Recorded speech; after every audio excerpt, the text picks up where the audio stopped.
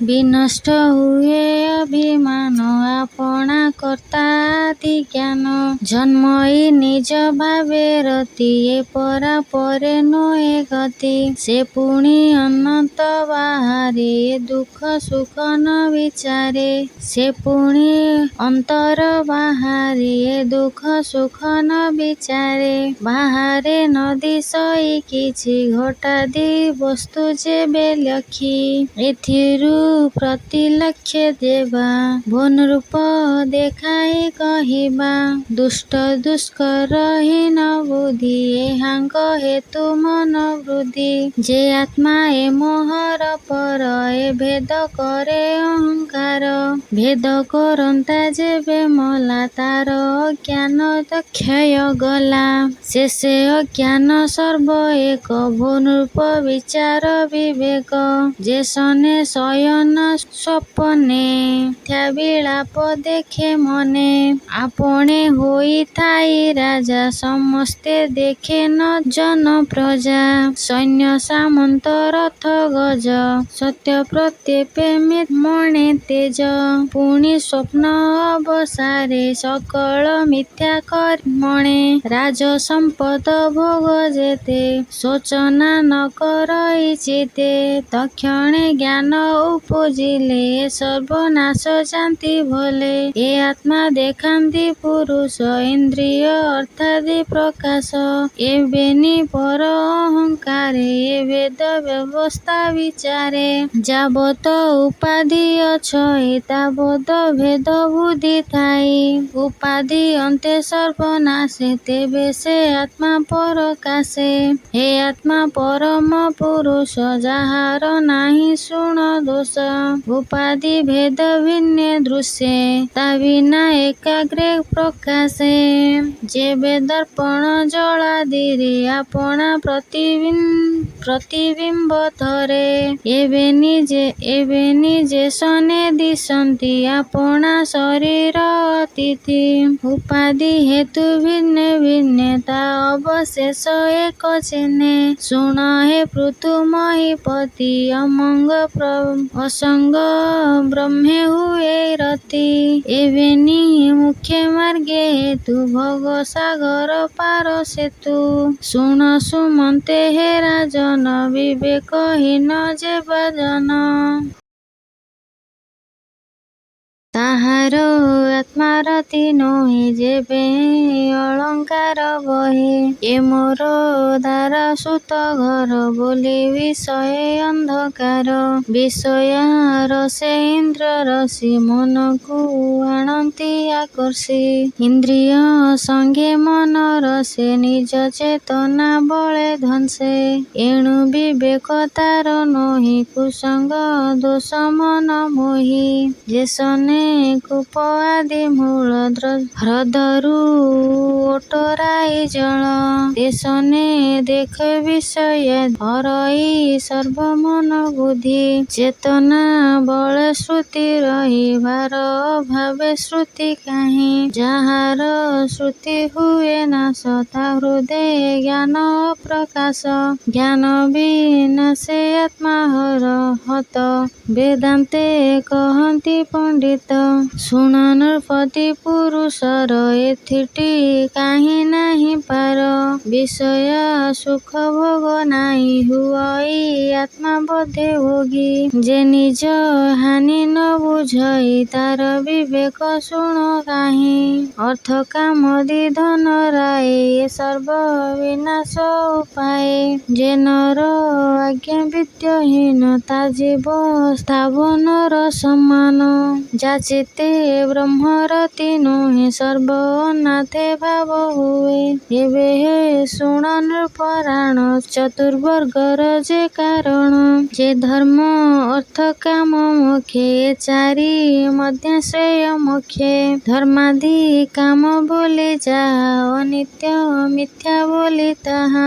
ଅନିତ୍ୟ ମୃତ୍ୟୁ ଭୟ ପାଇ ଏଣୁ ଜ୍ଞାନୀ ତା ନ ଭାବଇ। ତୃତୀୟ ବର୍ଗ ସ୍ୱର୍ଗ ବୋଲି ରାଏ ଦୁର୍ଲଭ ସେହି ଏ ଉପାଏ। ମୃତ୍ୟୁର ଭୟ ଚାହିଁ ନାହିଁ ନିତ୍ୟ ଆନନ୍ଦ ରୂପ ବହି। ଏ ଚତୁର୍ବର୍ଗ ନୁହେଁ ତୁଲ୍ୟ ତୁମ୍ଭର ଅର୍ଥ ବହୁ ମୂଲ୍ୟ। ଯାହାର କାଳ ଭୟ ଅଛି ତାହାର ସୁଖ କାହିଁ ଅଛି। ଆବର ବ୍ରହ୍ମାଦି ପର୍ଯ୍ୟନ୍ତେ ଈଶ୍ୱର ମାୟାରେ ଯନ୍ତ୍ରିତ। ଏହାଙ୍କ ଶ୍ରେଷ୍ଠ କେବେ ନୁହେଁ ତେଣୁ ଦଣ୍ଡ ଏଇ ଜନ୍ତୁରାଏ। ଆପଣେ ଜର୍ଜଇ ଅନର୍ଥ ରାଜନ ବୁଝ ଏହି ମତ। ସ୍ଥାବର ଜଙ୍ଗମାଦିଠାରେ ଦେହ ଇନ୍ଦ୍ରିୟ ଅହଙ୍କାରେ ପ୍ରାଣ ବୁଦ୍ଧିରେ ଯନ୍ତ୍ରୀକୃତ। ଏହାଙ୍କ ହୃଦୟ ଯେ ବ୍ୟକ୍ତ ସେ ଅର୍ଦ୍ଧ ଊର୍ଦ୍ଧ୍ୱେଛନ୍ତି ପୁରୀ ସର୍ବାବ୍ୟ ପର ନର ହରି। ଯେ କୁରୁକ୍ଷେତ୍ରେ ବୋଲି କହି ଜୀବନ ଜାଣେ ଦେହ ବହି। ଏ ଦେହ ବହି ଅହଙ୍କାରେ ଜୀବ ପରମ ବୁଦ୍ଧି ହରେ। ଜୀବର ପ୍ରଭୁ ଭଗବାନ ପ୍ରମାଣ କରନ୍ତି ଚେତନ। ଓ ରାଜା ଶୁଣ ନିଶ୍ଚେତ ହିଁ ସେ ଆତ୍ମା ରୂପେ ତୁହି ମୁହିଁ। ଏ ଆଦି ଚରାଚର ମତେ ଆତ୍ମା ସ୍ୱରୂପେ ସର୍ବଭୂତେ। ଏ ଆତ୍ମା ଆଶ୍ରୟ ଜଗତେ ଶୋଭା ସେ ପାଉଛି ସତତେ। ମାୟାରେ ହୁଅଇ ପ୍ରଭେଦ ଜ୍ଞାନ ବିବେକ ତାହା ଛେଦ। ମାୟାକୁ ଆତ୍ମା ନା ସ୍ପରଶେ ଯେ ଶନେ ପବନ ଆକାଶେ। କର୍ମର ମୂଳ ଏ ପ୍ରକୃତି ତାହାକୁ ନାଶ ସେ କରନ୍ତି। ସେ ଆତ୍ମା ସର୍ବଠାରେ ମୁକ୍ତ ଲିପ୍ତ ହୋଇ ନ ଥାଏ ମୁକ୍ତ। ସେ ଶୁଣ ପରମ ପୁରୁଷ ତାରେ ଶରୀଣ ବେଗେ ପଣ। ତାହାର ପଦ୍ମପାଦେ ଭକ୍ତି କରି ସାଧୁ ଏ ନିଶ୍ଚରନ୍ତି। ସୁଗମ ପଥ ଏ କାରଣ ଅଭିଘ୍ନେ ଲଭେ ନାରାୟଣ। କଠୋର ଯୋଗାଦି ସାଧନ ସୁଗମ ଭକ୍ତି ଏ ରାଜନ। ସେ ଆତ୍ମା ଆନନ୍ଦ ପାଇବ ଭକ୍ତିରେ ଭଜି ବାସୁଦେବ। ଏ ଭବ ସମୁଦ୍ର ପାର ଇନ୍ଦ୍ରିୟ ବର୍କେ ମହାଘୋର। ଏ ଜଳ ଚରଣେ ଯେ ଭେଳା ନ କରି କେମନ୍ତେ ତରିଲା। ଅଷ୍ଟାଙ୍ଗ ଯୋଗ ଯୋଗୀ ସାଧି ତରନ୍ତି ଯୋଗ ଭେଳା ବାନ୍ଧି। ସେ ତ ଅତି ଦୁଃଖେ ହୃନ୍ତି ପାର ନୋହିଲେ ଭ୍ରମ ଏଇ ଅପାର। ସୁଗମ ତରଣୀ ଉପାଏ ତୁମ୍ଭକୁ କହିଦେବ ରାଏ। ଗୋବିନ୍ଦ ଅଭୟ ପୟର ଯେ ଭଜେ ଭେଳା ମଧ୍ୟ ସାର। ସେ ପାଦେ କଲେ ଏକ ଭାବ ସୁତ ତରିବ ଭବାର୍ଣ୍ଣବ। ସେ ଭକ୍ତି ଯୋଗେ ସୁଧପାନ ମୋକ୍ଷକୁ ପରମ କାରଣ। ଏମନ୍ତେ କହିଲେ ବିଦୁର ସେ ଜ୍ଞାନେ ବ୍ରହ୍ମାଙ୍କ କୁମର। ପୃଥୁ ଶ୍ରବଣେ ଆତ୍ମଗତେ ପ୍ରସନ୍ନ ଚରଣେ ସେବନ୍ତି।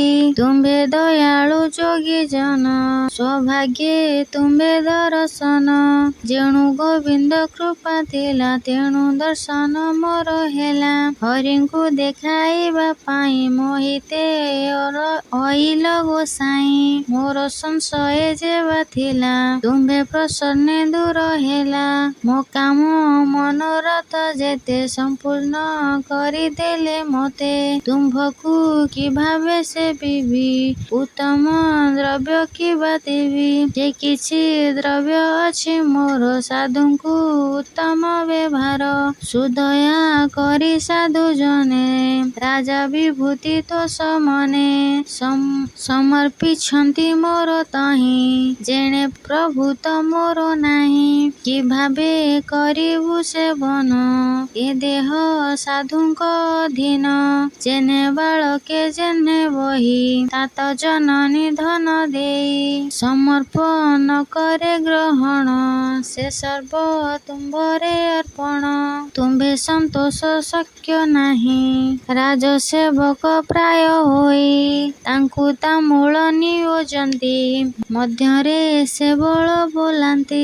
ସେ ଅନୁସାରେ ମୋର ବିଚାର ଯେ କିଛି ଦ୍ରବ୍ୟ ଅଛି ମୋର, ପ୍ରାଣ ତନୟ ଆଦି ଯେତେ, ସେ ରାଜା ବିଭୂତି ସହିତେ, ଅପର ଚତୁରଙ୍ଗ ବଳ, ସମର୍ପ ଅଛି ମୁଁ ସକଳ, ଏଣୁ ମୋ ନାହିଁ ଅଧିକାର, ଦେବ ବିଦିତ ଏ ସଂସାର, ଯେ ବିପ୍ର ନିଜ ଧନେ ଶାନ୍ତି, ଜୀବକୁ କଲ୍ୟାଣେ ପାଳନ୍ତି, ବ୍ରହ୍ମା ସର୍ଜନେ ଏହୁ ଅର୍ଣ୍ଣ, ଭୁଞ୍ଜନ୍ତି କ୍ଷତ୍ରିୟାଦି ବର୍ଣ୍ଣ, ଏ ସର୍ବ ଯେତେ ସମର୍ପିବି, ତେବେ ମୁଁ ତୋଷି ନ ପାରିବି, ନିର୍ଗମ ବେତା ପ୍ରଭୁ ଜ୍ଞାନେ, ମୋତେ ସଞ୍ଚିଲ ଆତ୍ମଜ୍ଞାନେ, ଏକାନ୍ତେ ଦେଲେ ଆତ୍ମପଦ, ମୋହର ନାଶିଲା ପ୍ରମାଦ, ତୁମ୍ଭେ ଦୟାଳୁ ଯୋଗେଶ୍ୱର, ଅଧମ ଜନେ ଦୟା କର, ଅବ୍ୟକ୍ତ ବ୍ରହ୍ମ ଦୃଷ୍ଟିଗତେ, ପ୍ରତ୍ୟକ୍ଷ ଦେଖାଇଲ ମୋତେ, ଅକାଳ ଭାବ ବିନାଶିଲ, ସଂସାର ବନ୍ଧୁ ନିସ୍ତାରିଲ।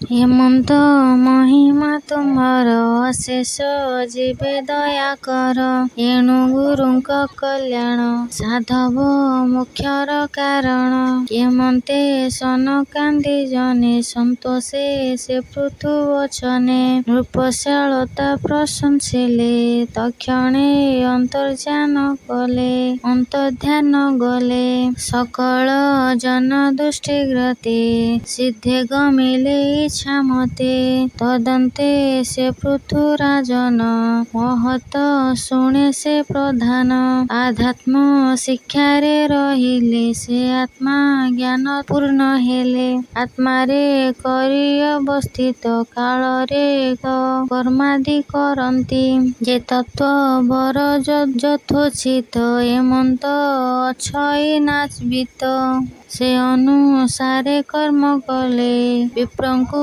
ଦାନେ ପ୍ରତୋଷିଲେ, ନିଜ ପ୍ରଜାଗଣଙ୍କୁ ରାଇ, ଅତି ଆନନ୍ଦେ ଦୟା ବହି, ଏ ପୁତ୍ର ସାବଧାନେ ଶୁଣ, ଯେବେ ପାଇବ ପରିତ୍ରାଣ, ଯେଣେ ଖଣ୍ଡିବ ମୃତ୍ୟୁ ଭୟ, କହିବା ତହିଁର ଉପାୟ, ସକଳ କୃଷ୍ଣ ଆଶ୍ରୟ କର, ଏ ଘୋର ସଂସାରୁ ନିସ୍ତାର, ଯେ କୃଷ୍ଣ ଚରଣ ସେବନ୍ତି, ଏ ଭବୁ ନିସ୍ତରନ୍ତି, ଆତ୍ମାର ବାହ୍ୟ ଦୃଢ଼େ ଧର, ରାଜସ ଭୟ ପରିହର, ରାଜସ ଧର୍ମ ଧନ ଯେତେ, ପାଇଲୁ ଆମ୍ଭ ତୋଷ ଚିତେ, ହେମନ୍ତ ମଧୁର ବଚନେ, ପ୍ରଜା ଶିଖାଇ ପ୍ରବୋଧନେ, ଅର୍ପଣ କରି କାମ୍ୟ ଫଳ, ନିବୃତ୍ତ ହୋଇଲେ ଭୂପାଳ, ମୁଁ ଆତ୍ମା ପ୍ରକୃତି ରୂପର, ଅଧର୍ମ କର୍ମ ମାନଙ୍କର, ଆତ୍ମାକୁ ଏମନ୍ତ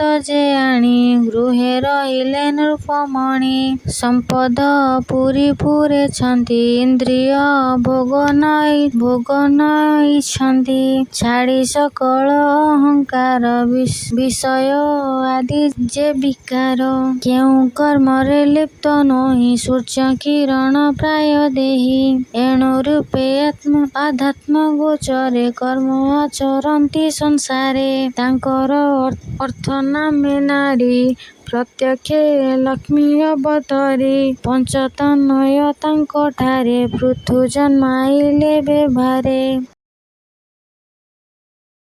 ବିଜିତ ଅଶ୍ୱ ଧ୍ରୁବ କେଶ, ହର୍ଷକ୍ଷ ଦ୍ରବିତ କୁବେଶ, ଏ ପଞ୍ଚ ତନୟ ତାଙ୍କର, ନୃପ ସମାନେ ସୁରବୀର, ଏବେ କହିବା ହେ ବିଦୁର, ରାଜଙ୍କ ଗୁଣ ଏ ପ୍ରଚୁର, ଇନ୍ଦ୍ରାଦି ଦଶ ଦିଗପାଳେ, ଏହାଙ୍କ ସୁଗଣ ଭୂପାଳେ, ସେ ନୃପ ଅଙ୍ଗେ ଏକେ ଏକେ, ଅବୟବ